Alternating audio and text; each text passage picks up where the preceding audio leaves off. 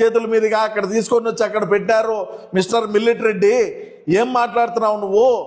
ఇట్లాంటి మాటలు, పనికి మాలిన మాటలు మాట్లాడిన మాత్రాన మన పార్టీకి ఏమన్నా మంచి జరుగుతుందా? మనకేమన్నా మన అన్న ప్రధానమంత్రి అవుతాడు అనుకోని నువ్వేమన్నా ఇటువంటి పకోడీ మాటలు మాట్లాడుతున్నావు? నువ్వెంత పకోడీ గాడివి అయితే నువ్వు మన జగనన్నకు అటువంటి మాటలు మాట్లాడు. నువ్వు మావిగనని చెప్పు, ఇంకొకటి అని చెప్పి ఎట్లా చెప్తావు నువ్వు అసలు? అంటే జగనన్న 10 మంది దగ్గరే 100 మంది దగ్గర తిట్లు తిన్నాడు, నేను ఇంకొక 200 మంది దగ్గర తిట్లు తినాలా, నేను ఆయనకన్నా ముందంజలో ఉండాలి ఏమన్నా నువ్వు అనుకోని ఏమన్నా ఇటువంటి వ్యాఖ్యలు చేస్తున్నావా? ఏం సోయి ఉండి మాట్లాడుతున్నావా, లేకంటే సోయి లేకుండా ఏమన్నా మాట్లాడుతున్నావా? ఏమంత కండ కావరం ఏమి నీకు సజ్జల? నీకు ఏమంత కండ కావరము? నీ కొడుకు ఒక దిక్కు, నువ్వు ఒక దిక్కు, పార్టీ నాశనం చేసినారు. వాడు అనబోతే సోషల్ మీడియాలో పనికిమాలిన బ్యాచ్ అంతా తపేల బ్యాచ్ తీసుకొని వచ్చి కూర్చొని పెట్టి ఓడి ఇష్టానుసారంగా ఓడి చేసినాడు.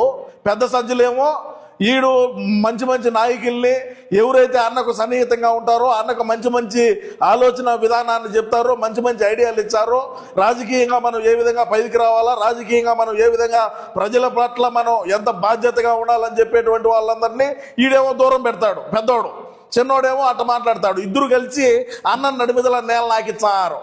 మీకు అర్థమవుతుందా ఇప్పుడు ఆయన ఏ విధమైనటువంటి వ్యాఖ్యలు చేస్తున్నారో, ఏ విధంగా మాట్లాడుతున్నారు, ఏ విధంగా ట్రోల్స్ మన పార్టీకి సంబంధించినటువంటి ఎందుకు చేయాల్సి వస్తుంది? మీరు ఈ విధంగా వ్యాఖ్యలు చేస్తే మనకేమన్నా మేలా?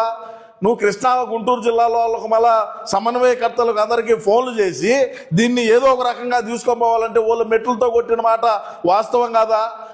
దేనికి చేయాల్సి వస్తుంది ఇటువంటి వ్యాఖ్యలు? నువ్వు ఇకనైనా సరే జగనన్న, నేను నీకు ఒకటే చెప్పదలుచుకోకుండా, నువ్వు ఏ ప్రెస్ మీట్ పెట్టమనిలే. ప్రెస్ మీట్ పెట్టావంటే ఐటమ్ అయిపోతున్నావు, గుర్తుపెట్టుకో. నువ్వు ఈ సజ్జలగాడి మాటలని ప్రెస్ మీట్లు కన్నా పెట్టినావు అనుకో, నిన్ను ఐటమ్ చేస్తారు. నీకు అది అర్థం కావడం లేదు. ఏకసభ్య కమిషన్ ఒకటేసి విజయసాయిరెడ్డిని పిలుచుకొని మళ్ళీ దగ్గర కూర్చొని పెట్టుకొని విజయసాయిరెడ్డి నేతృత్వంలో చెయ్యి. ఏం చేస్తావో నా అభిప్రాయం అది. మీ అభిప్రాయం ఏమంటారు ప్రజలారా? మీరు కూడా మీ అభిప్రాయాన్ని తప్పకుండా కామెంట్ రూపంలో అయితే తెలియజేయండి.